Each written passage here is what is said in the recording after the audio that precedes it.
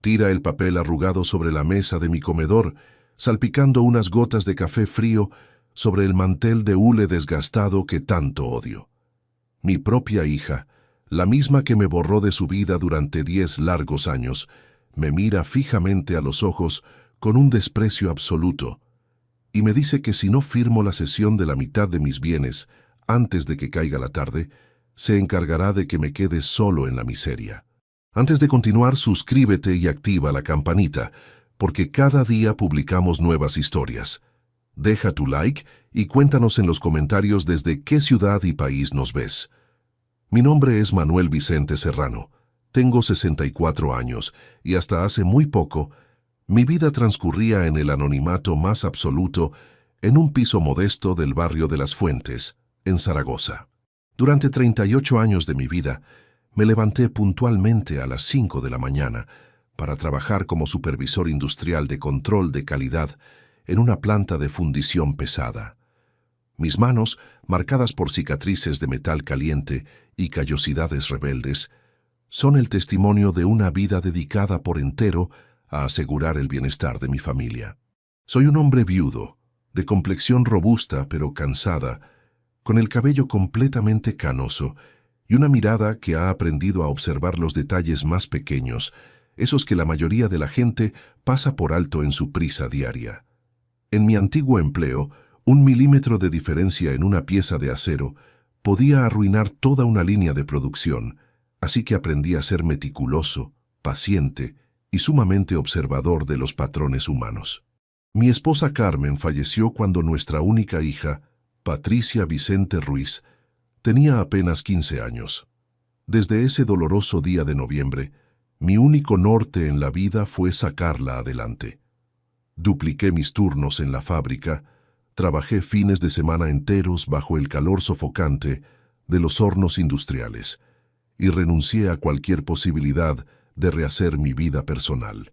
Todo el dinero sobrante de mi salario, que por entonces rondaba los 1.800 euros al mes, se destinaba a sus estudios, su ropa, sus caprichos y finalmente a costearle una costosa carrera universitaria de administración de empresas en una prestigiosa institución privada de Madrid.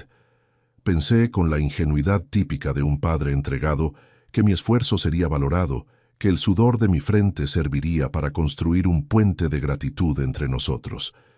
Qué equivocado estaba. A medida que Patricia se adentraba en el ambiente de la capital, una sutil pero constante barrera comenzó a levantarse entre los dos.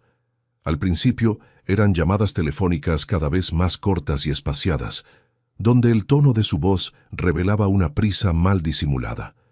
Luego vinieron las visitas navideñas cargadas de silencios incómodos. Ella ya no miraba nuestra modesta vivienda con el cariño de la infancia, sino con una mezcla de incomodidad y vergüenza. Recuerdo perfectamente una cena de Nochebuena en la que miró las paredes del pasillo, donde el papel pintado mostraba el desgaste del tiempo, y soltó un suspiro pesado antes de decir: «Papá, este sitio huele a viejo y a grasa de fábrica. Deberías vender esto y comprar algo que no parezca de la posguerra». Aquellas palabras se me clavaron como un trozo de escoria fría en el pecho, pero preferí callar, justificándola bajo la excusa de que la gran ciudad la había cambiado. El verdadero punto de ruptura ocurrió en el año 2013, cuando Patricia se casó con Sergio Delgado Martín, un joven consultor financiero de Madrid que desbordaba una arrogancia insoportable desde el primer minuto en que estrechó mi mano callosa. En la boda, celebrada en una finca lujosa de las afueras de la capital, me sentí como un objeto decorativo molesto. Me colocaron en una de las mesas del fondo, lejos de la familia del novio, rodeado de personas que no conocía y que me miraban de reojo debido a mi traje sencillo, comprado en unas rebajas locales de Zaragoza. Durante toda la noche, Patricia apenas me dirigió la palabra, y cuando intenté acercarme para darle un abrazo de felicitación, me detuvo con una mano fría sobre mi pecho y me susurró al oído: «Por favor, papá, no hables demasiado con los socios de Sergio, no entenderían tus historias de la fábrica». Ese fue el último día que me dolió su desprecio, porque en ese preciso instante algo dentro de mí se rompió y empezó a enfriarse. A partir de esa boda, el teléfono dejó de sonar. Las Navidades pasaron a ser fechas de absoluta soledad en mi cocina, cenando un plato de sopa caliente mientras el viento cierzo golpeaba las ventanas de mi salón. Durante 10 años exactos, mi hija no me llamó para saber si estaba vivo, si mi salud flaqueaba o si necesitaba algo para calentar la casa durante los crudos inviernos aragoneses. Cambió de número de teléfono 2 veces, sin molestarse en facilitarme el nuevo contacto. Me enteré de sus cambios de vida a través de terceras personas de forma vaga y distante. Para ella, yo era un jubilado molesto con una pensión ordinaria de 1.450 euros netos al mes, alguien que no encajaba en su nueva vida de apariencias, cenas en restaurantes caros y viajes de fin de semana que solía exhibir en las redes sociales que yo, en mi soledad, a veces observaba con una mezcla de tristeza y resignación. Aprendí a vivir con ese vacío, llenando mis días con paseos silenciosos por la orilla del río Ebro, leyendo libros de historia técnica y manteniendo mi hogar impecablemente limpio. La rutina se convirtió en mi mejor aliada para no caer en la amargura del abandono. Cada mañana limpiaba el polvo de las fotos antiguas de Carmen, hacía la compra en el mercado del barrio y conversaba unos minutos con los vecinos del bloque, quienes me respetaban por mi carácter reservado, pero siempre educado. La gente pensaba que yo era un anciano resignado a su suerte, un hombre apagado por la viudedad y la distancia filial. Sin embargo, detrás de mis gafas de lectura y mis chaquetas de lana vieja, se mantenía intacta la mente analítica del supervisor de fábrica, el hombre que sabía identificar la vibración anómala de una máquina antes de que el motor estallara por completo. La quietud de mi jubilación se vio interrumpida de manera abrupta el martes 14 de marzo de 2023. El reloj de pared del salón marcaba exactamente las 11:15 de la mañana, cuando el timbre de la puerta principal resonó con un sonido seco y metálico que sobresaltó la tranquilidad del piso. Al abrir, me encontré con un cartero que sostenía una tableta digital y un sobre grande de papel grueso, de un color amarillo pajizo muy formal, que requería mi firma de recepción obligatoria. Al ver el remitente impreso en la esquina superior izquierda del sobre, mis manos comenzaron a temblar ligeramente, no de miedo, sino de una profunda incredulidad. El membrete pertenecía a una prestigiosa firma de abogados con sede en Ginebra, Suiza. Cerré la puerta con llave, caminé lentamente hacia la mesa del comedor y me senté bajo la luz pálida que entraba por la ventana. Utilicé un abrecartas metálico para rasgar el sobre con el cuidado de quien manipula un material peligroso en el laboratorio de pruebas de la fundición. Dentro había varios folios redactados en un español impecable pero extremadamente formal, acompañados de sellos notariales internacionales y copias de documentos oficiales de identidad. El texto explicaba detalladamente que mi hermano menor, Alberto Vicente Serrano, quien había emigrado a territorio suizo a finales de la década de los 80 para trabajar en la gestión logística de grandes empresas farmacéuticas y con quien había perdido el contacto directo debido a su carácter huraño y solitario, había fallecido 3 meses atrás en su residencia de Ginebra a causa de un fallo cardiorrespiratorio repentino. Alberto nunca se había casado, no tenía hijos de ninguna relación, y según el testamento redactado ante un notario público suizo en el año 2019, me había nombrado como su único y universal heredero de todos sus bienes acumulados en el extranjero. Mis ojos recorrieron las cifras impresas en papel de alta seguridad varias veces, pensando que se trataba de un error de lectura o de una confusión con algún otro ciudadano español de nombre similar. Pero allí estaba escrito, en letras negritas e inconfundibles, mi nombre completo, mi número de documento nacional de identidad y mi fecha de nacimiento exacta. La herencia líquida, una vez deducidos todos los impuestos de sucesiones correspondientes y los honorarios de la firma legal helvética, ascendía a la cantidad neta de 420.000 euros depositados de forma segura en una cuenta bancaria internacional de una entidad de gran prestigio. Me quedé inmóvil durante casi media hora, escuchando únicamente el tic-tac monótono del viejo reloj de péndulo que Carmen y yo compramos cuando nos casamos. 420.000 euros. Para un hombre que había calculado cada céntimo de su pensión para llegar a fin de mes, aquella cifra representaba una tranquilidad absoluta, una red de seguridad que jamás habría soñado poseer. Sin embargo, en lugar de sentir una alegría desbordante o la urgencia de salir a gastar, una oleada de frialdad técnica se apoderó de mi mente. Recordé las lecciones de la fábrica. Cuando un recurso valioso llega de forma inesperada, lo primero que debes hacer es asegurar su almacenamiento y mantener el sistema bajo control estricto. Nadie en el barrio debía saberlo, ningún vecino, ningún conocido de la cafetería de la esquina. El dinero permanecería en silencio, tal como yo había vivido durante la última década.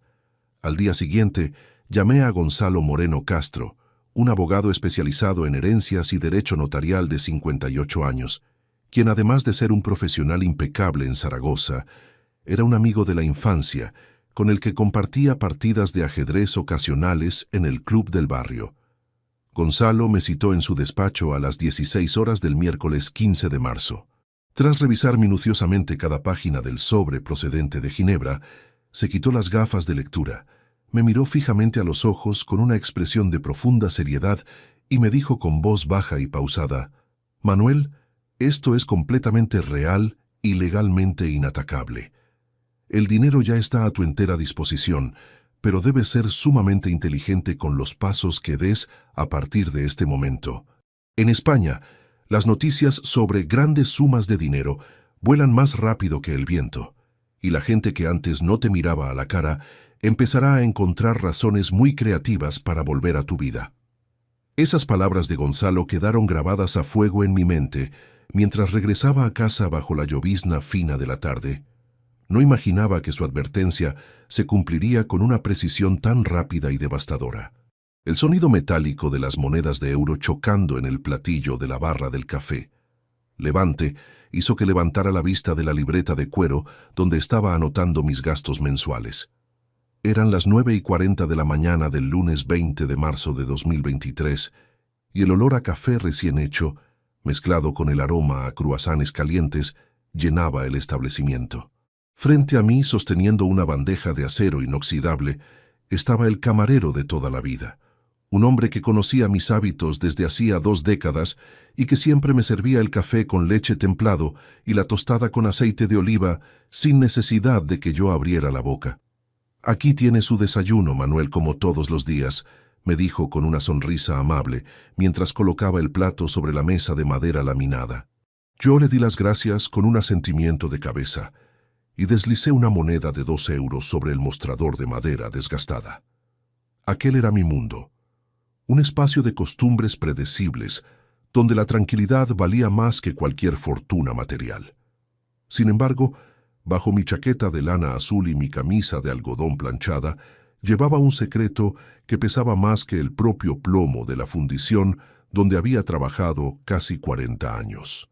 En mi bolsillo interior descansaba la libreta de ahorros de la entidad bancaria aragonesa, donde apenas 48 horas antes se había consolidado la transferencia internacional desde Ginebra por el valor exacto de 420.000 euros netos.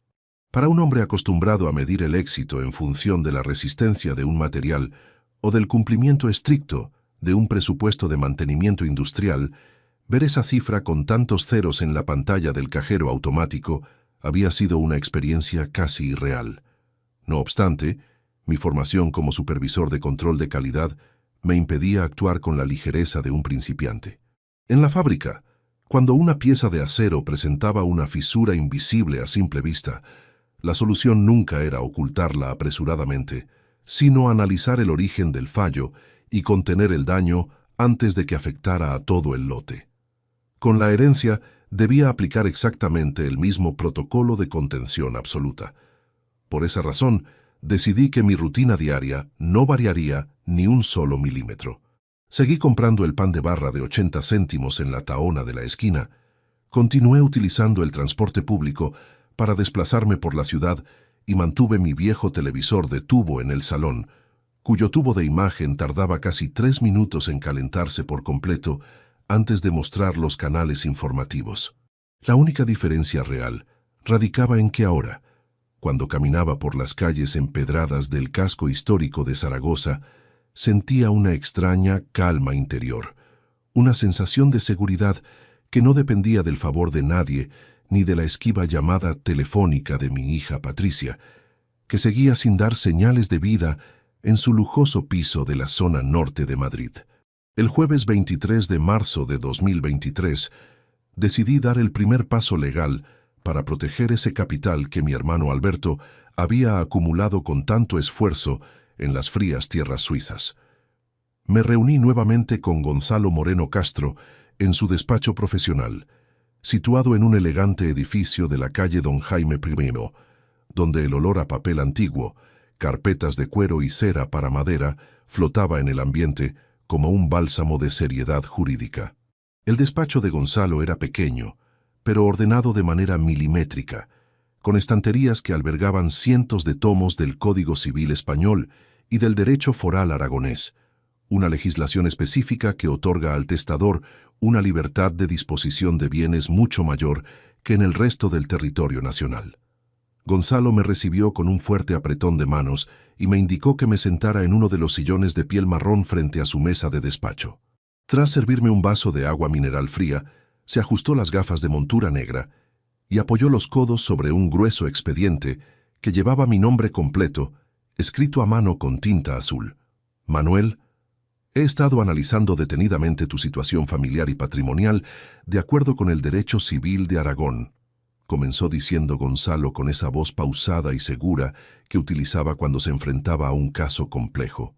Como bien sabes, aquí disponemos de la figura de la legítima colectiva, lo que nos da un margen de maniobra muy interesante para proteger tu voluntad frente a posibles reclamaciones futuras de tu hija Patricia. Escuché con atención matemática, asimilando cada término legal como si fuera una especificación técnica de un plano de ingeniería. Gonzalo me explicó detalladamente que en Aragón la legítima de los descendientes es colectiva, lo que significa que el testador tiene la facultad de distribuir los bienes de la herencia entre sus hijos o descendientes como mejor le parezca, pudiendo incluso dejar la totalidad de los bienes a uno solo de ellos o a un tercero, si se cumplen ciertas condiciones legales muy específicas de desheredación por causas justificadas, tales como el maltrato de obra o la falta de relación familiar imputable, exclusivamente al hijo. Patricia lleva 10 años sin dirigirse la palabra contigo, Manuel, continuó Gonzalo, mientras extraía un documento en blanco de su cajón. No asistió al entierro de su madre en su momento debido a sus viajes, no te ha prestado ningún tipo de asistencia emocional ni física durante tu jubilación y ha cortado todo vínculo afectivo de forma voluntaria. Ante la ley aragonesa, esto puede constituir una causa sólida de exclusión por ingratitud y desamparo familiar si se documenta de la manera adecuada ante un notario público competente. Esas palabras encendieron una luz de advertencia en mi mente de supervisor. Para que un informe técnico sea válido en una auditoría industrial, no basta con la palabra del operario. Se necesitan pruebas físicas, registros fechados y firmas autorizadas. Quiero que todo esté blindado, Gonzalo, le respondí con firmeza, mirando fijamente sus ojos cansados pero atentos. No quiero que un solo euro de este dinero acabe financiando la vida de apariencias de Sergio o las exigencias de una hija que me considera un estorbo del pasado. Quiero que este patrimonio sirva para asegurar mi vejez sin depender de nadie, y que el resto se destine a fines benéficos en nuestra comunidad cuando yo ya no esté aquí. Gonzalo asintió con la cabeza, comprendiendo perfectamente el dolor contenido y la determinación racional que dictaban mis palabras. De acuerdo, Manuel. Empezaremos a redactar un nuevo testamento notarial esta misma semana. Pero hay algo más que debes saber y que requiere que actúes con pies de plomo. Gonzalo hizo una pausa significativa, se recostó en su sillón de piel y extrajo un pequeño papel arrugado del interior de su carpeta. Ayer por la tarde recibí una llamada telefónica muy inusual en mi despacho, dijo con tono grave, bajando la voz como si las paredes del despacho pudieran escuchar el secreto. Era un antiguo colega de la Facultad de Derecho que trabaja actualmente en el departamento jurídico de una conocida entidad bancaria en Teruel, el pueblo de origen de tu familia paterna. Me comentó a título estrictamente confidencial que un empleado del área de transacciones internacionales había estado haciendo preguntas muy específicas sobre el origen de tus fondos de Ginebra y que, al parecer, esa información había sido comentada en una reunión social, donde se encontraba un familiar de tu difunta esposa Carmen. Un frío súbito me recorrió la espalda, una sensación similar a la que sentía en la fábrica cuando sonaba la alarma de sobrecalentamiento de los hornos de fundición. El sistema de seguridad que yo había diseñado con tanto esmero para mantener mi secreto bajo control absoluto presentaba una vía de agua, una fuga de información que no dependía de mis actos, sino de la indiscreción ajena de un tercero en una pequeña sucursal bancaria de provincia. La noticia de los 420.000 euros ya no estaba segura en el fondo de mi cuenta corriente. Se había convertido en un murmullo que se propagaba por los canales invisibles de las relaciones familiares de las que me había distanciado hacía tantos años. Regresé a mi piso del barrio de Las Fuentes a las 7 de la tarde de ese mismo jueves. El viento cierzo soplaba con fuerza por las avenidas amplias, arrastrando las hojas secas del invierno y obligándome a subir el cuello de mi gabardina gris para protegerme del frío cortante de la estepa aragonesa. Al entrar en el portal de mi edificio, el portalón de hierro pesado emitió su chirrido característico, un sonido que siempre me daba la bienvenida a mi refugio de tranquilidad. Subí los 3 tramos de escaleras de piedra con paso lento pero firme, sintiendo el peso de mis 64 años en las articulaciones, pero con la mente funcionando a 1000 revoluciones por minuto, analizando todas las posibles ramificaciones del rumor que Gonzalo me había descrito. Al llegar a la puerta de mi casa, saqué el manojo de llaves metálicas de mi bolsillo y las introduje en la cerradura de seguridad de doble mapa. La llave giró 3 veces con un chasquido seco que resonó en el rellano vacío del bloque de viviendas.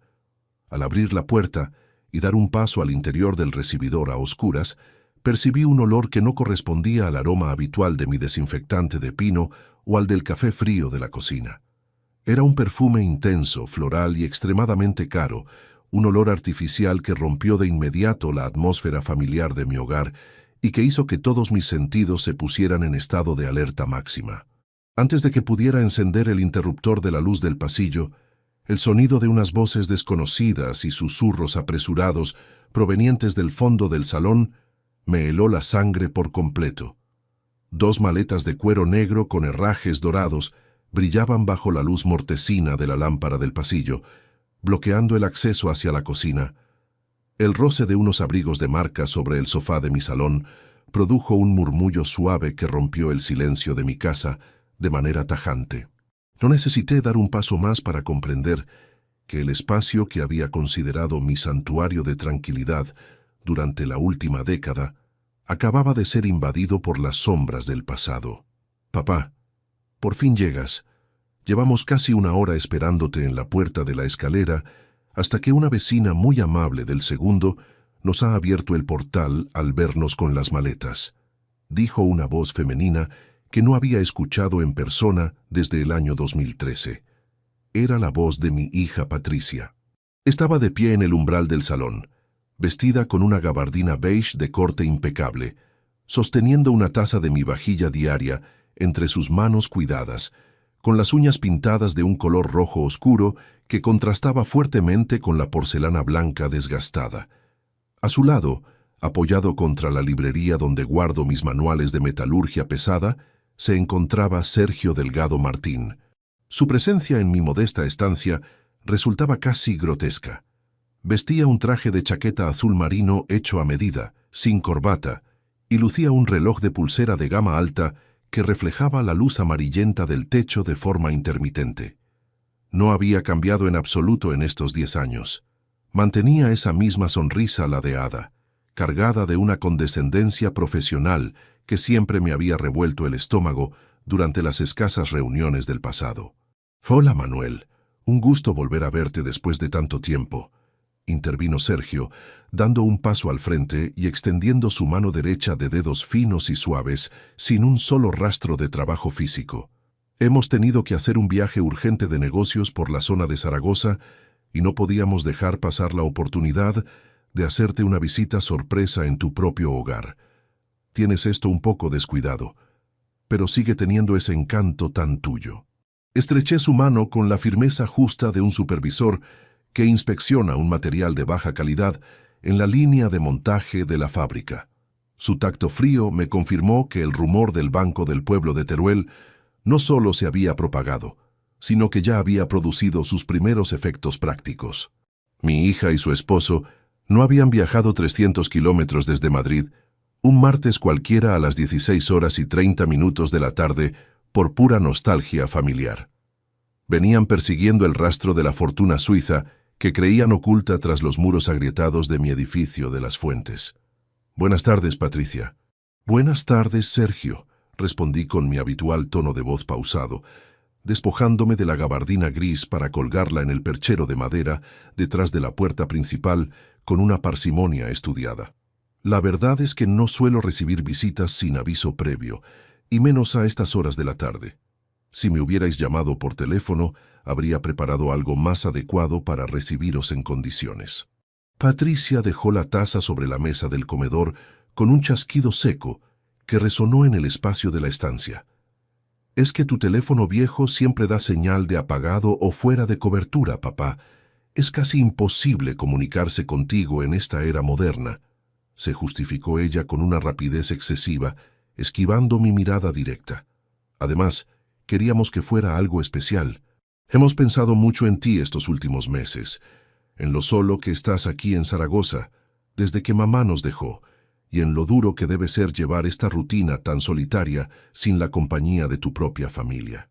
Observé los detalles de la escena con la precisión de un calibrador industrial. Patricia recorría con la vista las esquinas del salón, deteniéndose en el televisor antiguo, en el suelo de terrazo pulido por mis propios pasos y en las cortinas sencillas que Carmen había confeccionado a mano antes de enfermar. Había una tensión palpable en sus hombros, un nerviosismo eléctrico que se manifestaba en la forma en que jugueteaba con el anillo de compromiso de su mano izquierda.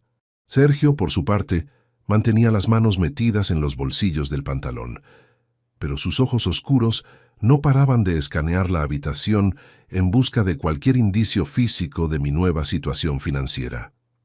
«La soledad es una costumbre que se adquiere con el tiempo, Patricia», comenté con tranquilidad, mientras me dirigía a la pequeña cocina para encender el fuego y preparar una cafetera de goteo. 10 años son 3.650 días, un tiempo más que suficiente para aprender a organizar la vida sin necesidad de llamadas telefónicas o visitas de cortesía. Pero decidme, ¿qué os trae exactamente por Zaragoza, además de ese supuesto viaje de negocios del que me habláis? Sergio soltó una pequeña risa nerviosa y se acercó a la mesa del comedor, apartando mi libreta de contabilidad mensual con un gesto rápido del dedo índice. «Bueno, Manuel, los negocios siempre se mueven rápido y nosotros también debemos hacerlo», comenzó a decir, adoptando ese tono de consultor de inversiones que utiliza palabras técnicas para envolver intenciones vulgares. «La verdad es que la economía en Madrid está bastante complicada en estos momentos. Los tipos de interés están por las nubes, el mercado inmobiliario se ha vuelto sumamente agresivo y los profesionales independientes como nosotros necesitamos mantener una estructura de liquidez muy sólida para no perder posiciones competitivas». Patricia se acercó a su esposo, colocándole una mano sobre el hombro en un gesto que me pareció ensayado frente al espejo antes de emprender el viaje por carretera. «Lo que Sergio quiere decir, papá, es que hemos venido a hablar de nuestro futuro, del futuro de toda la familia, incluyéndote a ti, por supuesto. Hemos estado pensando en que ya es hora de que dejes este piso tan viejo y te vengas a vivir más cerca de nosotros, a una zona residencial de las afueras de Madrid, donde podamos cuidarte como te mereces en esta etapa de tu vida».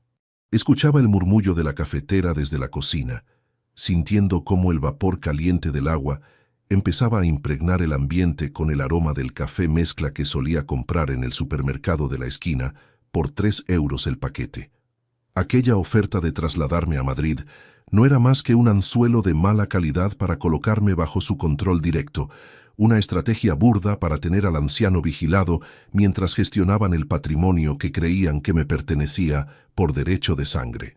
La codicia tiene una vibración muy específica, un sonido agudo y molesto que cualquier operario de maquinaria pesada aprende a detectar de inmediato antes de que se produzca una avería catastrófica en el sistema.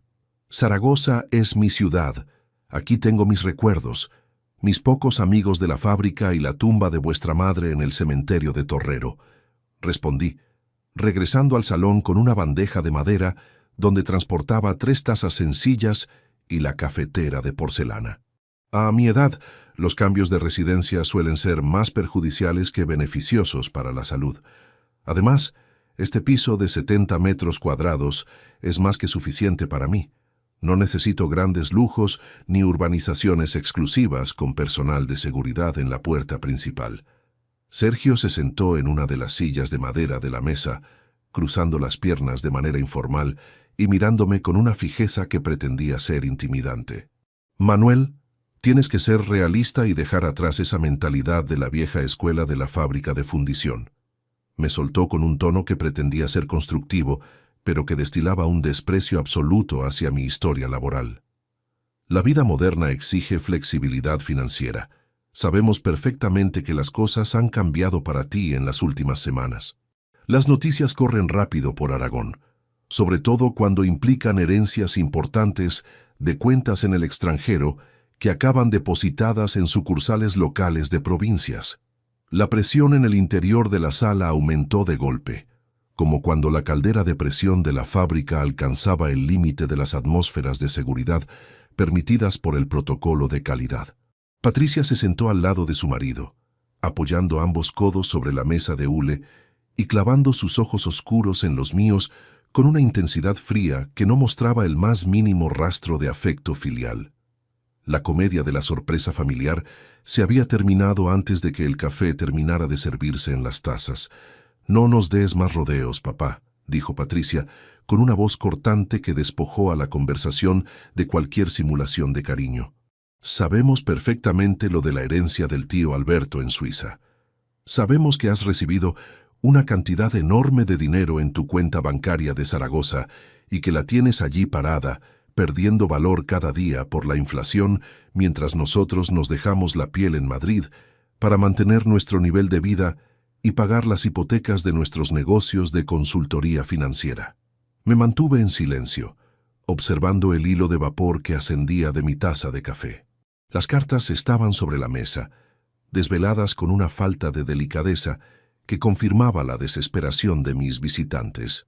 Recordé las palabras de mi abogado Gonzalo Moreno sobre la necesidad de actuar con inteligencia y mantener el control absoluto de la situación legal antes de dar cualquier paso en falso. No me moví, no pestañeé, ni mostré la más mínima alteración en mi ritmo cardíaco. Simplemente tomé un pequeño sorbo de café templado, sintiendo el sabor amargo deslizarse por mi garganta. La herencia de mi hermano Alberto es un asunto privado de mi exclusiva responsabilidad, respondí con una frialdad matemática que congeló la sonrisa de Sergio al instante. Es un dinero que pertenece al esfuerzo de su vida de trabajo en Ginebra y que se gestionará de acuerdo con los criterios de prudencia que siempre han regido mis actos y mis decisiones personales. Sergio se inclinó hacia adelante, apoyando las manos planas sobre la mesa y reduciendo la distancia física entre nosotros con una actitud agresiva que pretendía quebrar mi resistencia emocional. «Ese dinero no es solo tuyo, Manuel. Es un patrimonio de la familia Vicente Ruiz», me espetó con voz tensa y sibilante. «Patricia es tu única heredera legítima y tiene todo el derecho del mundo a disfrutar de esa fortuna ahora que la necesita para consolidar nuestros proyectos en Madrid, no cuando seas demasiado mayor para darte cuenta de las cosas o cuando ya no estés aquí para firmar los documentos correspondientes». Antes de que pudiera responder a su provocación legal, Sergio metió la mano en el bolsillo interior de su chaqueta azul marino y extrajo una carpeta de plástico transparente que contenía varios folios impresos en papel timbrado de alta calidad. Con un movimiento rápido y seguro, deslizó los folios sobre la mesa de comedor, dejándolos justo enfrente de mi taza de café, mientras Patricia me entregaba un bolígrafo de tinta negra de una marca de lujo con un gesto imperioso que no admitía réplica alguna. «Firma aquí abajo, Manuel, justo al lado de la marca con lápiz, y resolveremos este trámite de una vez por todas antes de que anochezca», ordenó Sergio, dando un par de golpecitos secos con la uña sobre el papel timbrado que acababa de desplegar entre las tazas de café. Su voz había adquirido una vibración metálica, desprovista de cualquier fingimiento de cordialidad, mientras deslizaba el bolígrafo de oro hacia mis dedos inmóviles. Mi hija Patricia se cruzó de brazos, clavando sus ojos oscuros en mi rostro con una impaciencia que revelaba lo poco que le importaba mi bienestar. «Soy tu sangre, papá. Me toca la mitad de todo ese dinero de Suiza por pura justicia familiar», sentenció con un tono cortante, mientras se reclinaba en la silla de madera. «Firma ahora mismo. No tenemos todo el día para perderlo en discusiones inútiles sobre cosas que acabarás heredando de todos modos. Tenemos que volver a Madrid antes de la medianoche, y no queremos irnos con las manos vacías». Miré el documento con detenimiento, sin llegar a tocar el bolígrafo que brillaba bajo la pálida luz del salón. Se trataba de un contrato de cesión de derechos sobre activos financieros extranjeros, redactado de forma tan densa como engañosa, diseñado para transferir de manera inmediata e irrevocable la suma exacta de 210.000 euros de mi cuenta de Zaragoza a un fondo de inversión privado con sede en la capital española. El texto aducía motivos de gestión patrimonial conjunta y anticipo de herencia legítima, unas fórmulas elegantes para ocultar un despojo económico en toda regla perpetrado a plena luz del día en mi propio comedor. «Veo que habéis trabajado a contrarreloj para tener esto listo tan pronto», comenté con voz baja y pausada, manteniendo mis manos unidas sobre el mantel de hule desgastado. «Ni siquiera habéis esperado a que se cumplan las primeras semanas del papeleo de la sucesión en Ginebra. Es sorprendente la prisa que os ha entrado por mi salud financiera después de 10 años completos de absoluto desinterés por mi existencia en este piso». Patricia dejó escapar un bufido de desdén, golpeando impaciente el suelo con el tacón de sus botas de cuero fino. «No empieces con los reproches del pasado, papá, que ya somos adultos para andar con sentimentalismos de fábrica», me espetó con frialdad, arrugando la frente de esa forma tan particular que siempre utilizaba cuando sus caprichos infantiles no se cumplían al instante. «Si no te llamamos tanto, fue porque estábamos construyendo una vida seria en Madrid, algo que tú nunca habrías entendido metido en tus turnos nocturnos de la fundición. Ahora las circunstancias han cambiado y la familia debe apoyarse mutuamente». Sergio intervino de inmediato, asumiendo el papel de negociador agresivo que tanto parecía complacerle en sus círculos profesionales.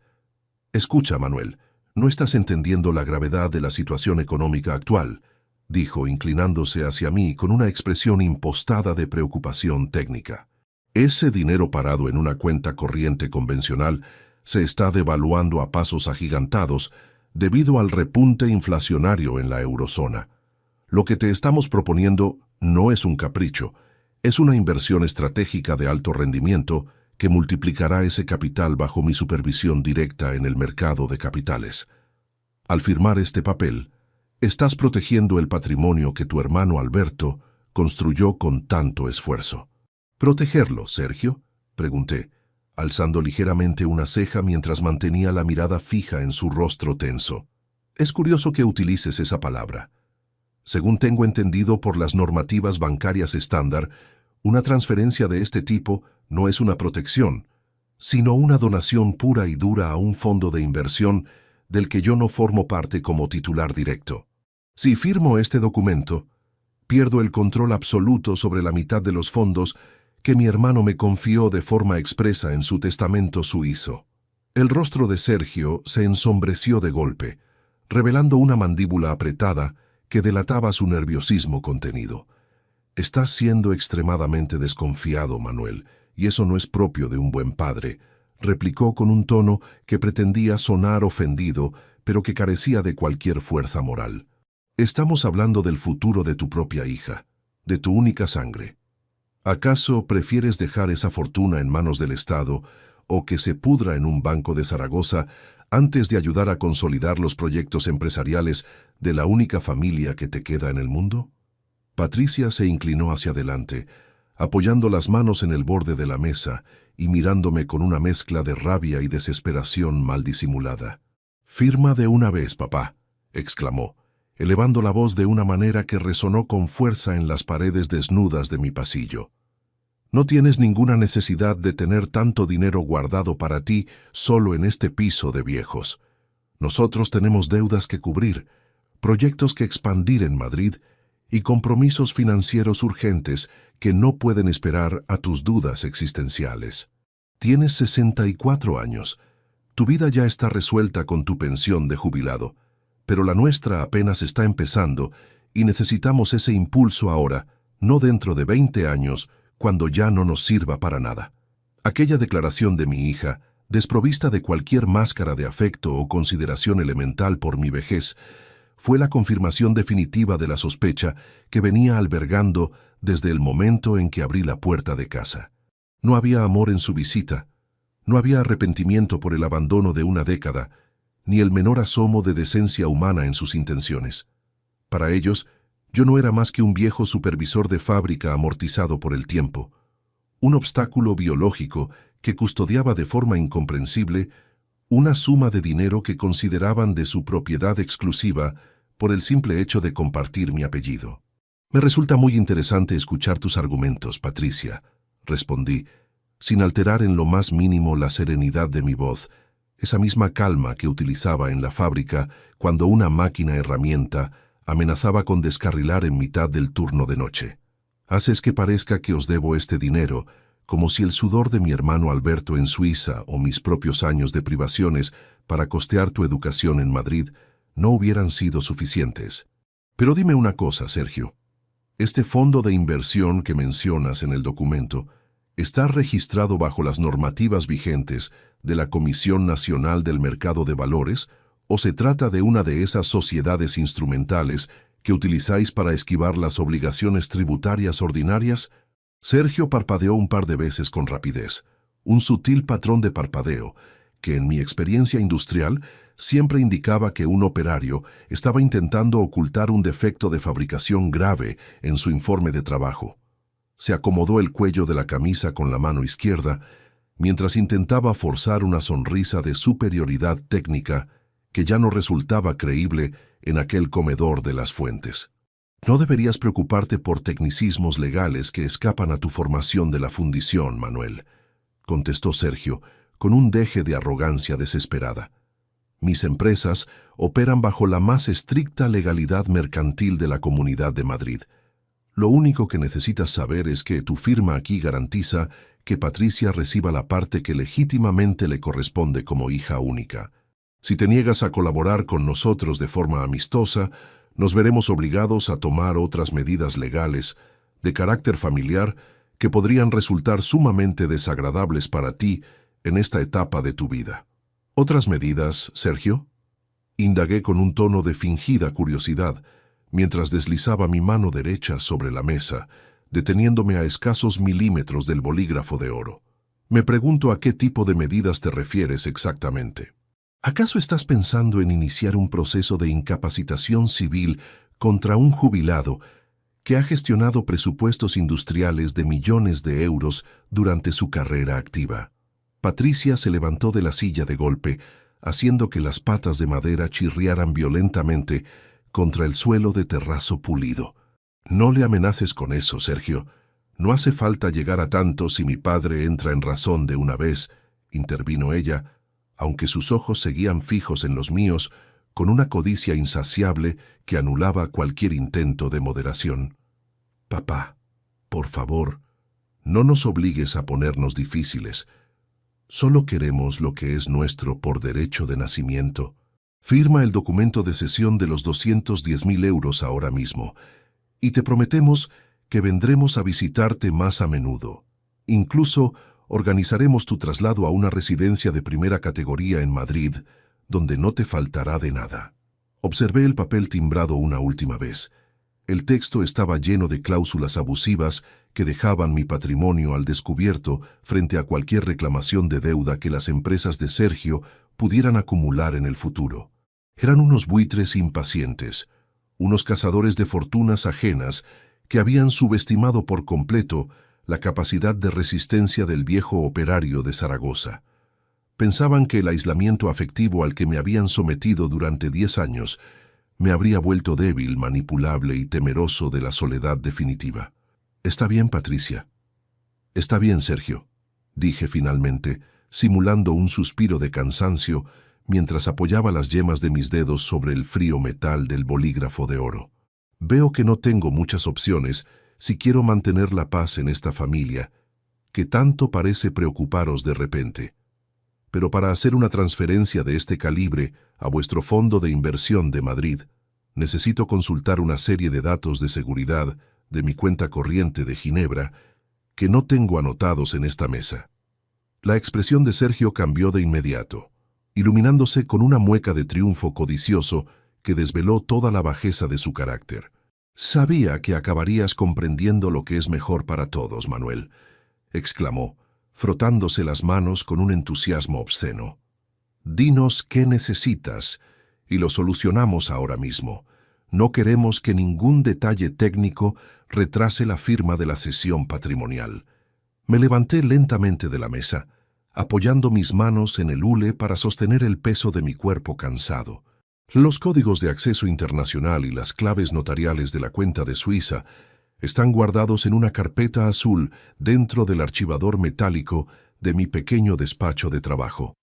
Les expliqué con total tranquilidad, señalando el pasillo oscuro que conducía a la parte trasera del piso.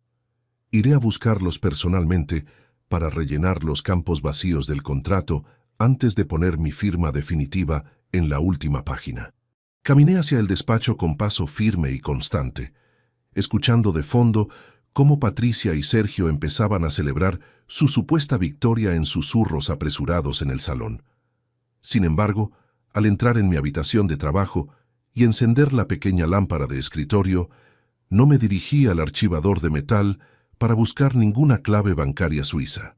En su lugar, abrí el cajón inferior de mi escritorio de madera de roble, donde descansaba un sobre de cartón de color marrón que me había entregado mi abogado Gonzalo Moreno Castro esa misma mañana tras su discreta investigación. Al abrir el sobre, bajo la luz halógena, mis ojos se posaron en una serie de informes comerciales confidenciales sobre las empresas de Sergio que revelaban un detalle técnico devastador que mi yerno jamás habría querido que saliera a la luz en esta casa. Saco de la carpeta de cartón marrón 3 folios impresos con el sello oficial del Registro Mercantil de Madrid y los coloco bajo el haz de luz blanca de mi viejo flexo de metal. El papel, ligeramente áspero al tacto, cruje en el silencio de mi despacho de Zaragoza, mientras mis ojos, acostumbrados a buscar las imperfecciones más sutiles en los planos de la fábrica, analizan las cifras que detallan la ruina moral y financiera de mi yerno. No hay prisa en mis movimientos. Cada gesto está medido con la precisión de un calibrador industrial, la misma templanza que me permitió durante casi 4 décadas evitar que las presiones de los directivos afectaran a la seguridad de mis trabajadores en los talleres de fundición. A través de la puerta entreabierta de mi despacho, llega el eco amortiguado de la conversación que mantienen Patricia y Sergio en el salón. Aunque no puedo distinguir cada palabra de forma individual, el tono de sus voces revela una excitación codiciosa que me resulta insoportable. Creen que el viejo supervisor de control de calidad ha caído en su trampa afectiva, que el miedo a la soledad de la vejez me empujará a plasmar mi firma en ese documento de cesión patrimonial que han preparado con tanta astucia legal. Escucho una risa ahogada de Sergio, una risa cargada de esa suficiencia madrileña que siempre traía a mi mesa de comedor como si fuera un trofeo de caza. Pensar que me consideran un anciano acabado, incapaz de entender los flujos de capital o las trampas del mercado financiero moderno, me produce una mezcla de tristeza profunda y una frialdad analítica insólita. La carpeta que me entregó mi abogado y amigo Gonzalo Moreno Castro, esa misma mañana a las 9 de la mañana, contiene un informe pormenorizado que desmonta por completo la farsa de mis visitantes. No hay ningún viaje de negocios urgente por Aragón, ni ningún fondo de inversión de alta rentabilidad registrado bajo las leyes del Estado. Lo que tengo ante mis ojos es el historial de quiebra técnica de la empresa de consultoría de Sergio, denominada Delgado y Asociados Consultores S.L. Ya era una sociedad instrumental que acumula deudas por un valor total de 185.000 euros con la Tesorería General de la Seguridad Social y con diversos proveedores de servicios de la capital.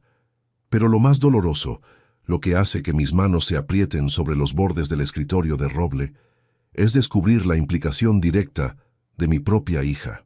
En el folio número 2 del informe, justo debajo de la declaración de insolvencia provisional emitida por el Juzgado de lo Mercantil número 4 de Madrid con fecha de 12 de enero de 2023, aparece la firma de Patricia Vicente Ruiz como administradora solidaria de la sociedad deudora. Ella no es una víctima inocente de la mala gestión de su esposo, es cómplice activa de sus deudas, partícipe de un entramado de falsas apariencias que ahora pretenden solventar utilizando el dinero de la herencia de mi hermano Alberto. Los 210.000 euros que me exigen con tanta prepotencia en el comedor no son para consolidar proyectos de futuro, sino el precio exacto que necesitan pagar antes del 30 de abril para evitar una querella criminal por estafa y alzamiento de bienes que interpuso una pareja de ancianos jubilados de Pozuelo de Alarcón. Me recuesto en mi silla de madera, sintiendo el frío del metal del respaldo a través de mi camisa de algodón. Recordar la infancia de Patricia en este mismo piso, sus tardes de deberes escolares, sobre esta mesa de despacho mientras yo limpiaba mis herramientas de trabajo, me produce un nudo en la garganta que me cuesta deshacer. ¿En qué momento el esfuerzo de mis turnos de noche en la fundición se tradujo en esta ambición desmedida y desprovista de escrúpulos? ¿Cuándo aprendió a mirar a las personas mayores, a su propio padre, como simples activos financieros que se pueden exprimir en beneficio propio? Carmen, mi difunta esposa, siempre me decía que yo trabajaba demasiado, que pasaba demasiadas horas bajo el calor de los hornos industriales y que la distancia emocional que a veces mostraba por el cansancio físico terminaría pasando factura a la relación con nuestra hija. Tal vez tuviera razón. Tal vez mi obsesión por ser el proveedor principal me impidió ver el vacío moral que se estaba gestando en el interior de mi propia casa. Un golpe seco en el salón, seguido del tintineo de una taza de porcelana sobre la bandeja de madera, me devuelve al presente de forma inmediata. No es momento para la melancolía, ni para los lamentos inútiles de un padre derrotado. El sistema de mi vida está bajo una amenaza externa muy grave, y debo aplicar el protocolo de control de daños con la misma frialdad que utilizaba en la fábrica, cuando una fuga de metal fundido amenazaba con destruir la nave principal de producción. Me ajusto las gafas de lectura y extraigo el segundo documento de la carpeta marrón de Gonzalo. Es un acta de notoriedad y requerimiento notarial que mi abogado preparó esa misma mañana en su notaría de confianza de la calle Alfonso I de Zaragoza. Este documento oficial, firmado y sellado por el notario don Francisco Javier Ruiz Gómez a las 11 de la mañana del martes 14 de marzo de 2023, certifica de manera legal la exclusión voluntaria y justificada de mi hija Patricia de cualquier derecho sucesorio sobre mis bienes privados.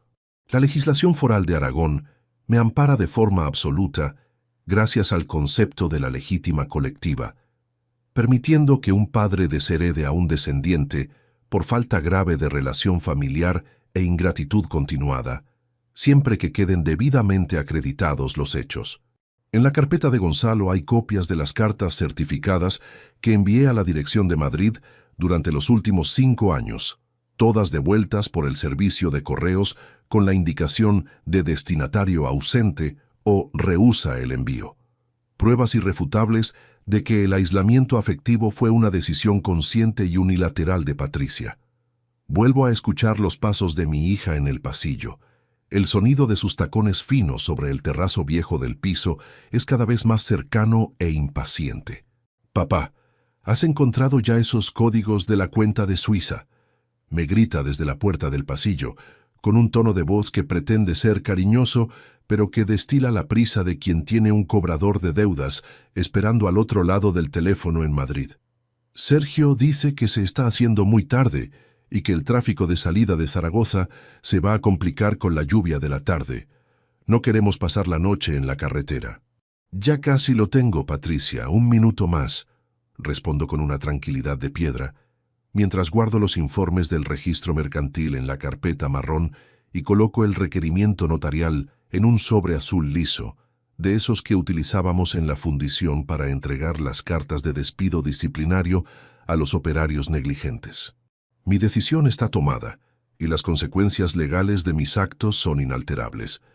No habrá firma en su contrato de cesión de bienes, no habrá donaciones de 210.000 euros para salvar los negocios fraudulentos de mi yerno, ni habrá traslados forzados a ninguna residencia de lujo en las afueras de la capital. Me levanto de la silla, apago el flexo de metal con un chasquido seco y cojo el sobre azul con mi mano derecha. Al dar un paso hacia la puerta del despacho, el sonido de la vibración de un teléfono móvil sobre la mesa de la cocina me detiene por completo. El aparato emite una serie de zumbidos cortos y seguidos, el característico tono de aviso de una llamada de mensajería instantánea internacional. Por la posición del sonido, me doy cuenta de que es el teléfono móvil personal de Sergio, el cual se ha dejado olvidado sobre la encimera de la cocina mientras esperaba mi regreso del despacho de trabajo. Me acerco lentamente por el pasillo lateral, evitando hacer ruido con mis zapatillas de suela de goma sobre las baldosas de la cocina. El teléfono sigue vibrando, iluminando la estancia a oscuras con una luz azulada y fría. Me asomo al marco de la puerta de la cocina y dirijo la mirada hacia la pantalla digital del dispositivo móvil de mi yerno. En la pantalla de alta resolución del teléfono de Sergio aparece un mensaje de texto de un remitente guardado bajo el nombre de acreedor principal, urgente, que parpadea de forma constante. El mensaje de texto, redactado con una agresividad que me congela la sangre en las venas, dice textualmente: «Si no me envías el justificante de la transferencia de los 210.000 euros, firmada por el viejo, antes de las 18 horas de hoy, la denuncia por estafa de los ancianos de Pozuelo entrará en el juzgado de guardia de Madrid mañana a primera hora de la mañana, y tu mujer será la primera en ser llamada a declarar por la Policía Nacional». La luz azulada de la pantalla del teléfono móvil de mi yerno parpadeó 3 veces sobre el azulejo blanco de la cocina antes de apagarse por completo, dejando la estancia sumida de nuevo en la penumbra de la tarde. El silencio que siguió al último zumbido del aparato fue tan denso que alcancé a escuchar el goteo constante del grifo del fregadero, un sonido rítmico que parecía medir el tiempo que les quedaba a mis invitados antes de que su mentira se desmoronara definitivamente. Apreté el sobre azul que llevaba en la mano, sintiendo la dureza del papel notarial bajo las yemas de mis dedos callosos. «Manuel, ¿has encontrado ya la carpeta?», me preguntó Sergio desde el salón, arrastrando las palabras con esa impaciencia de consultor financiero que no tolera los retrasos de los obreros. Escuché el crujido de la madera de la silla de comedor cuando se levantó, probablemente para venir a buscarme por el pasillo. Guardé el sobre azul en el bolsillo interior de mi chaqueta de lana con un movimiento rápido y silencioso. Di un paso hacia atrás en la cocina para alejarme del mostrador donde reposaba su dispositivo móvil y salí al encuentro de mis visitantes con el rostro completamente inexpresivo. «Aquí tengo la documentación necesaria para resolver este asunto», respondí con mi habitual voz calmada, encontrándome con Sergio justo en la intersección entre el pasillo estrecho y la cocina de mi vivienda.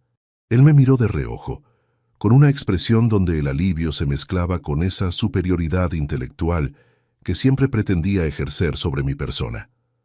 Su traje azul marino de 3.000 euros parecía fuera de lugar bajo las vigas gastadas y la decoración sencilla de mi pasillo de las fuentes.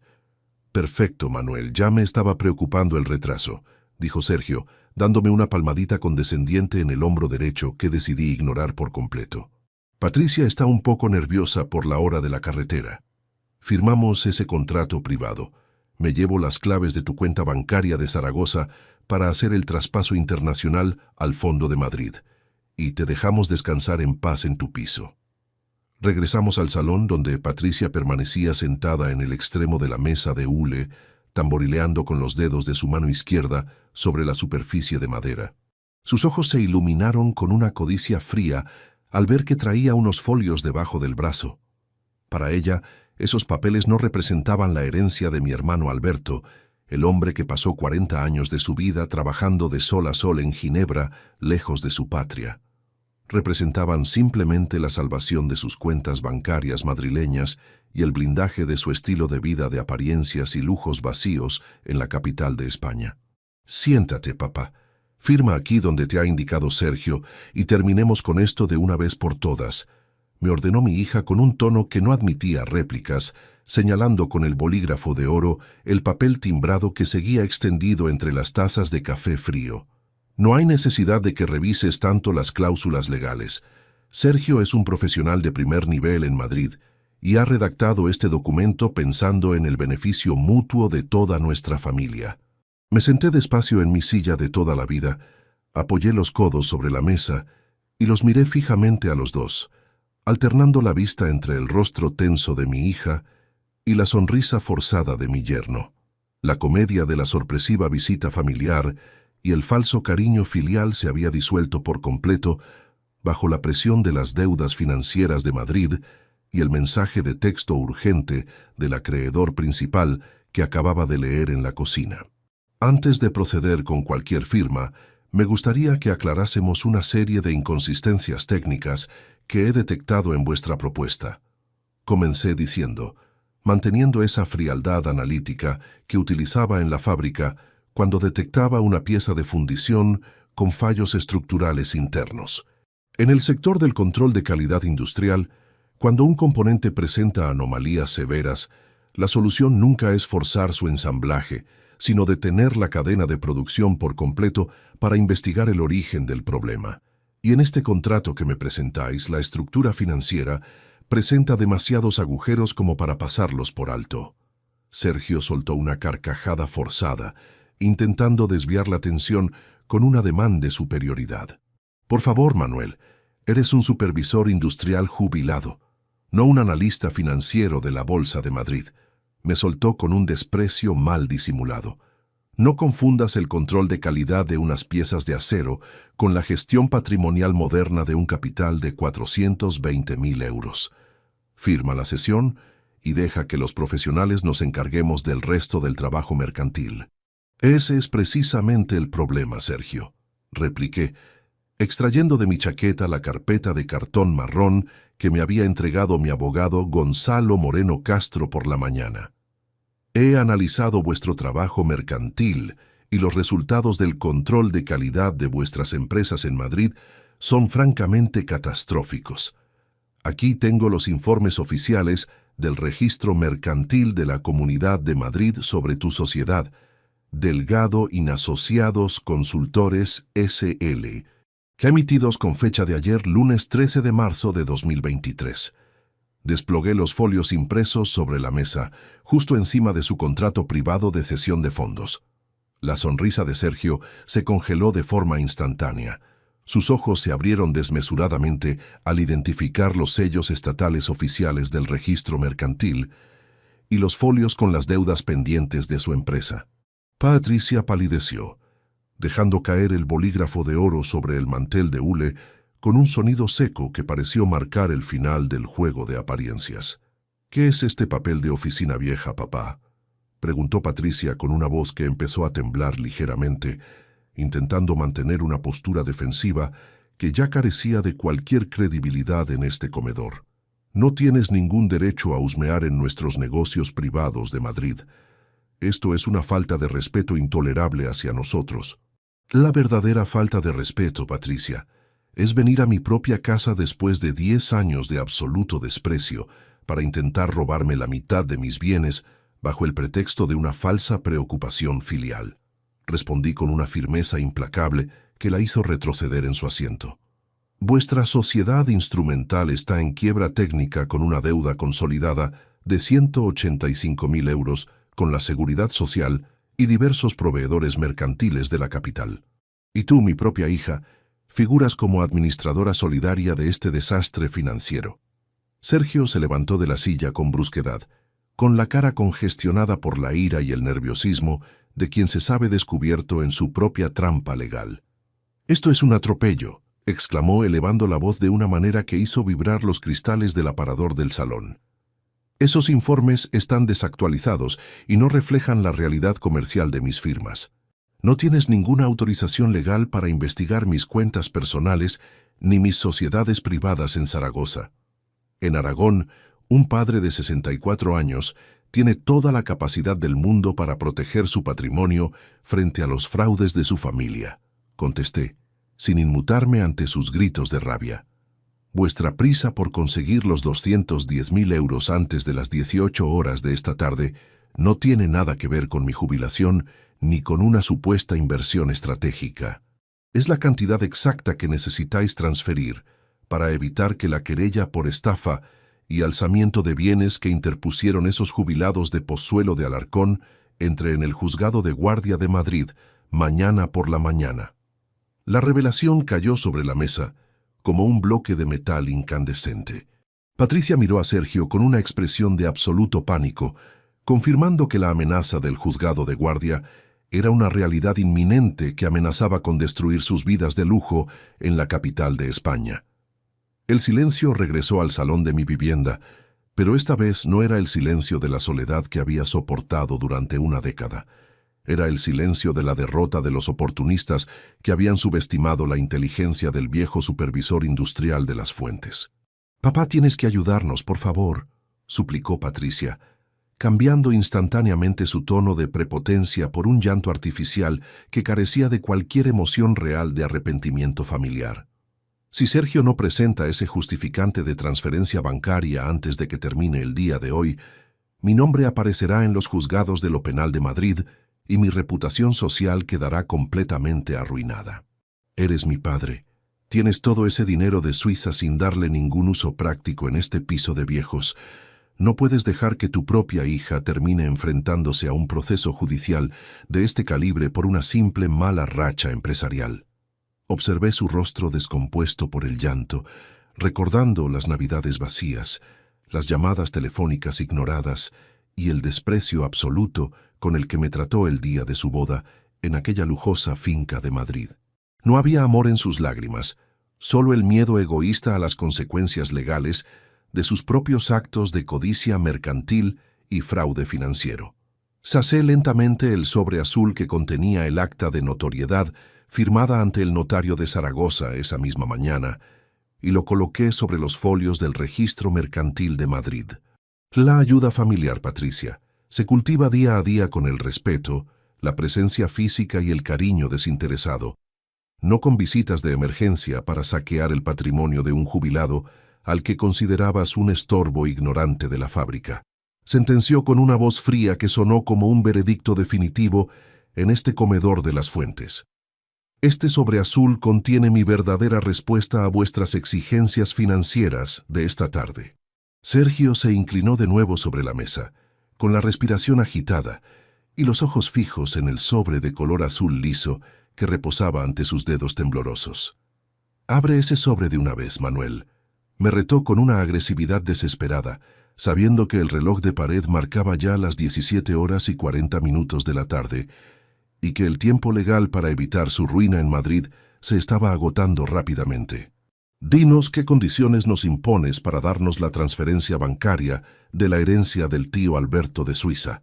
Extendí mi mano derecha callosa y deslicé el sobre azul hacia el centro de la mesa, pero antes de permitir que Sergio lo abriera de forma directa, saqué de mi bolsillo trasero un segundo sobrecerrado de color amarillo pajizo que mi amigo Gonzalo Moreno Castro me había entregado con una advertencia específica de seguridad legal que hasta ese momento no había revelado a mis visitantes del pasado. Un fuerte trueno sacudió los cristales del salón de mi casa, anunciando que la tormenta de Zaragoza finalmente había descargado sobre el asfalto del barrio de Las Fuentes. La lluvia comenzó a golpear con una violencia inusual contra las persianas metálicas exteriores, produciendo un repiqueteo metálico constante que parecía marcar los segundos restantes en el reloj de pared de mi comedor. Eran exactamente las 17:45 de la tarde cuando Sergio, con las manos temblorosas y la frente perlada de un sudor frío, rasgó el papel del sobre de color amarillo pajizo que acababa de deslizar hacia su lado de la mesa. «¿Qué clase de broma de mal gusto es esta, Manuel?», exclamó Sergio con una voz estridente que delataba un pánico absoluto mientras sus ojos recorrían las líneas impresas en el nuevo documento oficial. «Esto es una citación de la Fiscalía Provincial de Zaragoza, dirigida a mi nombre completo y al de Patricia. ¿De dónde has sacado tú este requerimiento judicial?». Patricia le arrebató los papeles de las manos con un movimiento desesperado, arrugando los bordes del folio timbrado, mientras intentaba asimilar el texto redactado por las autoridades judiciales aragonesas. Su rostro, que antes mostraba una palidez extrema, adquirió un tono grisáceo casi enfermizo bajo la mortecina luz del techo del salón. La soberbia madrileña de mi hija se desvaneció por completo en ese preciso instante, sustituida por una expresión de terror puro que nunca antes había presenciado en sus ojos oscuros. «No es ninguna broma, Sergio, y mucho menos de mal gusto», respondí manteniendo una inmovilidad absoluta en mi asiento, con la espalda recta y las manos apoyadas firmemente sobre las rodillas. «Es una notificación oficial de personación judicial inmediata. Mi abogado y amigo de la infancia, Gonzalo Moreno Castro, no solo se limitó a investigar vuestras deudas en el Registro Mercantil de Madrid por mi seguridad patrimonial. También descubrió que habíais utilizado mi nombre completo y una firma falsificada con mi firma antigua de la fundición para intentar abrir una línea de crédito fraudulenta por valor de 95.000 euros en una sucursal bancaria de Teruel hace escasamente 3 semanas». El silencio que siguió a mis palabras fue tan pesado que el sonido de la lluvia contra los cristales pareció desvanecerse por un momento. Sergio retrocedió 2 pasos completos, chocando su espalda contra la librería de madera donde guardaba mis viejos tomos de metalurgia. Su mano izquierda se dirigió de forma inconsciente a su garganta, como si el cuello de su camisa hecha a medida le impidiera respirar con normalidad en mitad de mi salón de Las Fuentes. «Eso es una mentira, papá, una burda acusación sin fundamento legal para perjudicarnos», balbuceó Patricia, aunque su mirada esquiva y el temblor de sus labios desmentían por completo sus palabras de defensa familiar. «Sergio solo intentó agilizar unos trámites bancarios utilizando tus datos para asegurar nuestra solvencia mercantil en la capital. Éramos una familia unida. Se suponía que debíamos ayudarnos mutuamente en los negocios de consultoría financiera sin necesidad de acudir a la policía o a los tribunales de Zaragoza.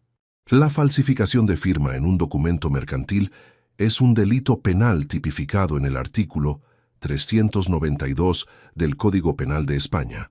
Patricia», sentencié con la misma precisión técnica que empleaba cuando redactaba los informes de despido por negligencia grave en la planta de fundición industrial. «No se trata de una agilización de trámites de oficina. Es un fraude financiero en toda regla, perpetrado por profesionales de la consultoría contra un jubilado de 64 años que resulta ser tu propio padre. Habéis cruzado una línea de seguridad de la que no hay retorno posible en este sistema familiar». Sergio intentó recuperar una postura de fuerza, dando un paso al frente y señalándome con el dedo índice de su mano derecha con una hostilidad desesperada. «No te atreverás a seguir adelante con esta denuncia judicial en la Fiscalía de Zaragoza, viejo loco», me amenazó con un hilo de voz tembloroso por la rabia contenida. «Si nos hundes a nosotros en los tribunales penales de la capital, estarás destruyendo la reputación social del apellido Vicente para siempre. Tu hija Patricia terminará en una celda de prisión de mujeres, y tú te quedarás completamente solo en este piso podrido de Las Fuentes, cargando con la culpa moral de haber destruido la vida de tu única descendencia de sangre». El apellido Vicente, Sergio, se mantiene limpio y digno gracias al sudor de mi frente y a los 38 años de turnos nocturnos que pasé bajo el calor sofocante de los hornos de fundición industrial, no mediante las apariencias y las estafas financieras de la calle Serrano de Madrid. Le respondí con una serenidad que parecía desarmar por completo cada uno de sus intentos de intimidación verbal. Durante 10 años completos, estuve solo en este piso sin recibir una sola llamada de mi hija para saber si tenía calefacción en invierno o si mi salud flaqueaba tras la jubilación de la fábrica. La soledad no es una amenaza que me asuste a estas alturas de la vida. Es un territorio que he aprendido a gobernar con dignidad y paz interior. Patricia cayó de rodillas sobre el suelo de terrazo pulido del salón, rompiendo a llorar con una desesperación que esta vez parecía real, nacida del miedo inminente a perder su libertad física y su estatus social en la capital de España. «Por favor, papá, te lo suplico por la memoria de mi madre Carmen», sollozó, intentando agarrar mis rodillas con sus manos enjolladas de forma teatral. «No dejes que Gonzalo Moreno presente esa documentación de Teruel en la Fiscalía Provincial mañana por la mañana. Firma la cesión de los 210.000 euros de la herencia de Suiza, salvamos nuestras deudas de Madrid y te juro que cambiaremos nuestra actitud contigo a partir de este mismo día de tormenta». Miré a mi hija desde la altura de mi madurez, sintiendo una profunda lástima por el ser humano vacío en el que se había convertido bajo la influencia de la codicia madrileña y la ambición desmedida de su esposo. Utilizar la memoria de Carmen, la mujer que se desgastó cuidando de nuestra casa mientras yo trabajaba en la fábrica y a cuyo entierro Patricia apenas asistió unas horas por no perder un vuelo de negocios a Milán, era el recurso más bajo y mezquino que podía haber empleado en esta mesa de comedor. La memoria de tu madre, Carmen, Patricia, se respeta con la decencia diaria de los actos humanos, no utilizándola como moneda de cambio para obtener impunidad en una estafa financiera mercantil. Le dije con una voz tan firme y gélida como el metal enfriado de los moldes de la fábrica de fundición. Vuestra ambición os ha cegado por completo, haciéndoos creer que el viejo supervisor industrial de Zaragoza era una pieza fácil de manipular mediante amenazas de soledad y lágrimas de última hora en el comedor de casa. Deslicé hacia adelante el sobre azul que contenía el acta de notoriedad firmada ante el notario de Zaragoza, esa misma mañana a las 11 de la mañana. En este sobre azul no hay ninguna transferencia bancaria para vuestro fondo de inversión de Madrid, ni ninguna firma que os autorice a tocar un solo euro del dinero que mi hermano Alberto me legó de Ginebra. Continué, mirando fijamente a Sergio, quien permanecía inmóvil al lado de la mesa de comedor. Lo que hay aquí dentro es una copia auténtica del acta de notoriedad notarial, por la cual quedas formalmente desheredada y excluida de cualquier legítima sobre mis bienes privados, por causa justificada de maltrato psicológico, abandono familiar continuado e ingratitud manifiesta, de acuerdo con la legislación civil del Reino de España. Sergio abrió el sobre azul con una prisa febril, extrayendo el pliego de papel timbrado notarial con los sellos oficiales del Estado español. Sus ojos leyeron con rapidez las cláusulas legales redactadas por don Francisco Javier Ruiz Gómez, donde se enumeraban de forma minuciosa las pruebas físicas de la falta de relación familiar durante la última década, los testimonios firmados de mis vecinos de la Escalera de las Fuentes y las cartas certificadas rechazadas por Patricia en su domicilio madrileño de la zona norte. Esto es inconstitucional, Manuel», balbuceó Sergio, intentando forzar un argumento legal que carecía de cualquier viabilidad jurídica frente al derecho foral de Aragón. «No puedes desheredar a tu única hija de esta manera tan unilateral y fría en una notaría de provincia de Zaragoza. Los tribunales ordinarios de Madrid tumbarán este documento notarial en menos de 6 meses de litigio judicial civil. En Aragón la legítima de los descendientes es colectiva, Sergio, lo que significa que tengo la plena libertad de disposición para distribuir mis bienes como mejor me parezca conveniente, pudiendo excluir legalmente a Patricia por su conducta inmoral sin necesidad de vuestro consentimiento mercantil, le aclaré, disfrutando del momento de absoluta superioridad técnica que me otorgaba mi meticulosa preparación previa junto a mi abogado Gonzalo Moreno Castro. Este documento ya está debidamente registrado en el Registro General de Actos de Última Voluntad del Ministerio de Justicia en Madrid. Está blindado contra cualquier reclamación futura que pretendáis interponer desde vuestras oficinas de consultoría financiera. Patricia se levantó del suelo lentamente, limpiándose las lágrimas de rímel negro que le manchaban las mejillas con el dorso de la mano izquierda. Su rostro se transformó en una máscara de desprecio absoluto y odio frío, despojada ya de cualquier fingimiento de arrepentimiento o sumisión filial ante la realidad de su derrota económica en Zaragoza. «Eres un viejo monstruo egoísta, papá», me escupió con una rabia que resonó con fuerza en el salón de la vivienda de las Fuentes. «Prefieres ver a tu propia hija arruinada en los tribunales y a su marido en prisión, antes de soltar un puñado de euros que te sobran de esa estúpida cuenta bancaria de Suiza». Sergio la tomó del brazo con firmeza, dándose cuenta de que el tiempo de las negociaciones y las amenazas familiares en el comedor se había agotado de forma definitiva ante la firmeza pétrea del viejo supervisor industrial de la planta de fundición pesada de Zaragoza. «Vámonos de aquí, Patricia. Este viejo miserable tiene todo el plan calculado desde que pusimos un pie en esta ciudad aragonesa de provincias», le susurró al oído con un tono cargado de resentimiento y desesperación empresarial. «No conseguiremos nada de él en esta mesa de comedor. Buscaremos otra estrategia legal cuando regresemos a Madrid esta misma noche de tormenta antes de que la denuncia de la Fiscalía entre en los juzgados. Podéis iros de mi casa cuando os parezca conveniente. Las puertas de este piso de viejos están abiertas para vuestra salida de Zaragoza», les dije, levantándome de mi silla de comedor por primera vez desde que comenzó la confrontación familiar en el salón.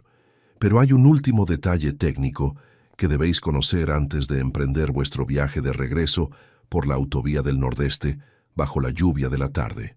Sergio se detuvo en el umbral del salón, sosteniendo las maletas de cuero negro con herrajes dorados con una mano y mirando de reojo hacia mi posición con una mezcla de sospecha y desesperación contenida.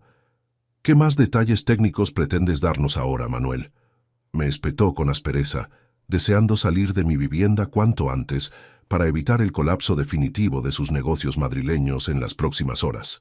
«Mientras vosotros estabais celebrando vuestra supuesta victoria financiera en mi salón, y yo me encontraba en mi despacho de trabajo buscando el bolígrafo especial de firma, comencé a explicar con una sonrisa sutil que heló por completo la sangre de mi yerno en sus venas. Mi abogado Gonzalo Moreno Castro no estaba descansando en su despacho profesional de la calle Don Jaime I de Zaragoza.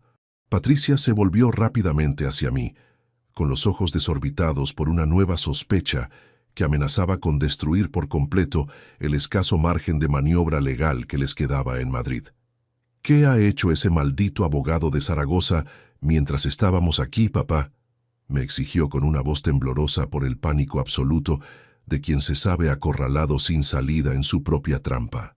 Señalé con el dedo índice de mi mano derecha el teléfono móvil de Sergio, que seguía olvidado sobre la encimera de la cocina, el cual comenzó a iluminarse de nuevo con una serie de zumbidos cortos y seguidos de llamadas telefónicas de mensajería instantánea internacional procedentes de Madrid que parpadeaban de forma constante bajo la luz de la tormenta de Zaragoza. El zumbido constante del teléfono móvil sobre la encimera de la cocina cesó de golpe, dejando paso a un silencio casi sepulcral que solo era roto por el violento azotar de la lluvia contra los cristales exteriores del salón. Sergio soltó las maletas de cuero en mitad del pasillo con un golpe sordo, dio 3 pasos apresurados hacia la cocina y agarró el dispositivo digital con una desesperación que hacía temblar la manga de su chaqueta de 3.000 euros. Sus ojos escanearon la pantalla iluminada y el escaso color que aún quedaba en sus mejillas se desvaneció por completo en un segundo, dejando su rostro con una palidez idéntica a la del yeso húmedo de las paredes viejas. «No puede ser. Esto es un desastre absoluto», susurró Sergio, con una voz quebrada que apenas alcanzaba a oírse por encima del rugido de la tormenta de Zaragoza. Patricia, nos han bloqueado las cuentas de la consultora de Madrid de forma preventiva por orden del juzgado de Pozuelo de Alarcón. El procurador me acaba de enviar un mensaje diciendo que tu firma en el documento de Teruel ya está en manos del juez de instrucción. Patricia se tapó la boca con ambas manos, dejando escapar un gemido ahogado que denotaba la pérdida total de su compostura mundana. Dime que no es verdad, Sergio. Dime que todavía podemos hacer algo para detener esto, suplicó, mirando a su esposo con unos ojos desorbitados por el pánico absoluto de quien ve cómo los cimientos de su vida de mentiras y apariencias se derrumban en un abrir y cerrar de ojos. Papá, por favor, llama a tu abogado. Dile que retire los documentos de la Fiscalía Provincial de Zaragoza. Te daremos lo que quieras, pero no nos dejes caer de esta manera tan espantosa en el calabozo. Me crucé de brazos, manteniéndome firme e inalterable junto a la mesa del comedor, observando el lamentable espectáculo de su descomposición moral con la misma distancia analítica con la que supervisaba el enfriamiento de las grandes piezas de acero de la fundición. En la planta de producción, cuando un operario alteraba los registros de calidad para ocultar una negligencia grave, el despido disciplinario era automático e inmediato, sin derecho a indemnización ni a segundas oportunidades. Les dije con una tranquilidad de piedra que pareció helar los últimos restos de esperanza que les quedaban en el cuerpo. La confianza no es un material elástico que se pueda estirar y encoger según las conveniencias del mercado financiero de Madrid. Una vez que se rompe, el sistema queda inutilizado para siempre. Sergio me miró con un odio profundo, un resentimiento ciego que ya no buscaba la simulación del afecto filial, sino que mostraba la verdadera podredumbre de su carácter arrinconado por la justicia del Estado. Eres un viejo despiadado, Manuel, un maldito supervisor de fábrica que no sabe lo que es el mundo real de los negocios y las altas finanzas de la capital, me gritó, señalándome con el teléfono móvil que aún parpadeaba con las alertas de quiebra comercial procedentes de Madrid. Nos has tendido una trampa meticulosa en tu propio comedor, disfrutando de nuestra desesperación, mientras guardas ese dinero de Suiza como si fueras a llevártelo a la tumba de tu difunta esposa. El dinero de mi hermano Alberto, Sergio, servirá para asegurar que mi vejez transcurra en este piso modesto, con la dignidad, la tranquilidad y el respeto que vosotros me habéis negado sistemáticamente durante la última década. Le respondí con un tono de voz firme y pausado que sonó como una sentencia definitiva en mitad de la tormenta. No necesito lujos ni urbanizaciones exclusivas con guardias en la puerta, ni restaurantes caros para ser feliz en mi jubilación. Me basta con saber que he cumplido con mi deber de trabajador y que mi conciencia está completamente limpia de fraudes y estafas familiares. Caminé lentamente hacia la puerta principal del piso. Abrí la cerradura de seguridad con un chasquido metálico seco y preciso y sostuve la hoja de madera pesada de par en par, invitándoles a abandonar mi hogar de forma pacífica, pero irrevocable. El viento frío del pasillo de la escalera entró de golpe en el salón, arrastrando algunas gotas de agua de la lluvia exterior y enfriando la atmósfera del comedor, donde hacía apenas unas horas pretendían saquear mis bienes con una prepotencia intolerable. Es hora de que regreséis a vuestra vida de Madrid por la autovía del Nordeste, Patricia, sentencié, mirando directamente a los ojos de mi hija, los cuales ya no mostraban lágrimas artificiales, sino una fría resignación de derrota absoluta frente a la firmeza de su padre. Lleváis 10 años de retraso para vuestras llamadas de cortesía y este viejo supervisor industrial ya no tiene más turnos de noche disponibles para financiar las deudas de vuestra consultoría financiera en quiebra técnica. Que tengáis un viaje seguro de vuelta a la capital de España. Sergio agarró las maletas de cuero con fuerza y cruzó el umbral del portal de mi piso sin volver la vista atrás, con los hombros hundidos bajo el peso de su inminente ruina mercantil y las deudas que le esperaban al día siguiente en el juzgado de Pozuelo. Patricia se detuvo un segundo frente a mí en el marco de la puerta, mirándome con una mezcla de rencor, vergüenza y una profunda incomprensión de cómo el humilde jubilado de la fábrica de Zaragoza había logrado desmantelar su ambiciosa estrategia en menos de 2 horas de confrontación directa. No le dije nada más. Simplemente mantuve mi mirada firme y tranquila hasta que ella bajó la cabeza y comenzó a descender los escalones de piedra de la escalera con el sonido sordo de sus tacones finos perdiéndose en la oscuridad del portal del edificio. Cerré la puerta de entrada. Pasé los 3 pestillos de seguridad de la cerradura y me apoyé contra la madera durante unos minutos, escuchando únicamente el tic-tac monótono del viejo reloj de péndulo que Carmen y yo compramos cuando iniciamos nuestra vida matrimonial en el barrio de Las Fuentes. Una inmensa sensación de paz y libertad se apoderó de mi pecho, un alivio profundo que no sentía desde el doloroso día del fallecimiento de mi esposa en el hospital provincial. No había rabia en mi interior, ni deseos de venganza mezquina, solo la certeza absoluta de haber protegido mi dignidad personal, el patrimonio de mi hermano Alberto y la memoria de una familia trabajadora frente al asalto de la codicia y el desprecio filial. A la mañana de ese miércoles, a las 10 en punto, me reuní nuevamente con Gonzalo Moreno Castro en el pequeño café de la esquina de la calle Don Jaime I de Zaragoza. El sol del día posterior a la tormenta brillaba con fuerza sobre las piedras antiguas de la Basílica del Pilar, y el viento del Cierzo corría fresco por las avenidas, limpiando el ambiente de los restos de la tempestad de la tarde anterior. Gonzalo se sentó frente a mí, me sirvió un café con leche caliente y me entregó una carpeta de plástico azul donde figuraban los últimos documentos oficiales tramitados ante el notario de la ciudad aragonesa de Provincias. Todo está resuelto legalmente, Manuel. La exclusión de Patricia de la legítima colectiva ya ha sido notificada al Registro Nacional de Testamentos de Madrid, me explicó Gonzalo con una sonrisa de sincera admiración profesional mientras se ajustaba las gafas de lectura sobre la nariz.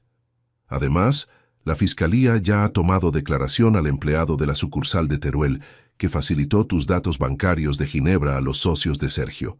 Las deudas de tu yerno en la capital son tan severas que dudo mucho que puedan evitar la ejecución judicial de sus bienes privados en los próximos meses de tramitación penal. Gracias por todo, Gonzalo. Tu ayuda ha sido fundamental para mantener el sistema bajo control estricto, le respondí, estrechando su mano con la gratitud de un amigo de la infancia que valora la lealtad por encima de cualquier consideración económica o profesional. He estado pensando en el destino de los 420.000 euros de la herencia de Suiza. No quiero cambiar de piso, ni de hábitos, ni de amigos en el barrio de Las Fuentes de Zaragoza. Quiero destinar una suma de 100.000 euros netos para asegurar mi vejez tranquila y el resto del capital depositarlo en una fundación benéfica local que ayuda a los ancianos jubilados sin recursos del sector industrial de nuestra comunidad autónoma. Gonzalo asintió con la cabeza, visiblemente emocionado por mi decisión racional y desinteresada que contrastaba tan fuertemente con la bajeza de quienes habían intentado saquear mi comedor el día de ayer. Es un gesto que te honra, Manuel. Tu hermano Alberto estaría sumamente orgulloso de ver cómo su esfuerzo de toda una vida en Ginebra sirve para construir un futuro digno para los trabajadores de tu propia tierra, me dijo con voz baja y segura mientras firmábamos los últimos papeles de transferencia de los fondos benéficos aragoneses sobre la pequeña mesa de madera del Café Levante. Regresé a mi piso modesto a las 13 horas de la tarde, caminando despacio por la orilla del río Ebro, bajo el cielo azul de la estepa aragonesa. Al entrar en mi salón de Las Fuentes, miré la mesa de hule del comedor donde hacía apenas 24 horas se había librado la batalla decisiva por mi dignidad familiar. El mantel estaba impecable.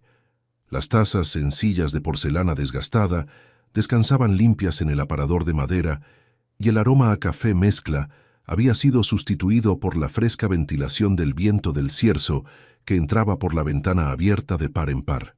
Me acerqué al marco de fotos antiguo, donde Carmen sonreía con su vestido de novia sencillo, y acaricié el cristal con la yema de mi dedo calloso, sintiendo una profunda tranquilidad en el alma que ningún dinero de Suiza habría podido comprar jamás en el mercado de valores de la capital de España.